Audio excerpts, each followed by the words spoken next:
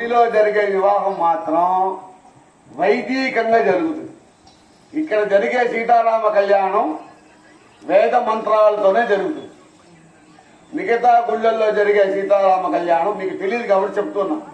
శ్లోక రూపంగా భద్రాచలం కూడా ఆగమ ప్రకారం జరుగుతుంది. అక్కడ వైదిక మార్గంగా జరిగే సీతా కళ్యాణం మన సదాశివ గ్రామంలో మాత్రమే జరుగుతుంది.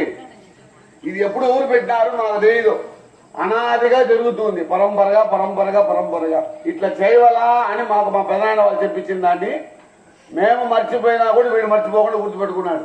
సంప్రదాయం వదలకుండా ఏది ముందు ఏది వెనక అని కరెక్ట్ గా జరుగుతుంది. మన ఊర్లో రాముడికి ఒక ప్రత్యేకమైన ఒక తని పవర్ ఉంది. ఈ సీతా కళ్యాణంలో పాల్గొని ఈ అక్షంతులు తీసుకుని వెళితే వివాహం కాని వాళ్లకు తప్పకుండా వివాహం అవుతుంది. సంతానం లేని వాళ్లకు సంతానం కలుగుతుంది. మనము మనసులో కోరిన కోరికలన్నీ కూడా ప్రత్యక్షంగా నెరవేర్చే ఒకే ఒక దేవుడు ఎవరు అంటే మన సదాశివరంలో ఉండే రామచంద్ర పరమేశ్వరుడు మాత్రమే. అది అందరికీ తెలుసు, నేను చెప్పబల్లా. అయితే ఇప్పుడు మీ కాలం పిల్లకాయలందరూ మీరు వచ్చినారు కాబట్టి మీతో మాట్లాడుతున్నా. నేను ఏదో మాట్లాడితే అధిక ప్రసంగితాన్ని అనుకోకూడదు.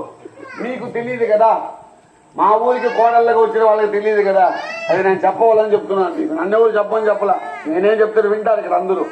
అయితే మీకందరికీ తెలియాలని చెప్తున్నా. మన ఊరి యొక్క విశిష్టత ఏమో మనకు తెలియాలి కదా. కాబట్టి అది విషయం. ఈ రోజు సీతా కళ్యాణం జరుగుతుంది. ఇది ఎంతసేపు జరుగుతుంది, అరగంట అయినా 3/4 గంట అయినా మాట్లాడకుండా ఇక్కడ జరిగే తతంగాన్ని మంత్రాలను వినండి. అది వింటేనే చాలా పుణ్యం. తప్పకుండా విని ఆ యొక్క మంత్రాలు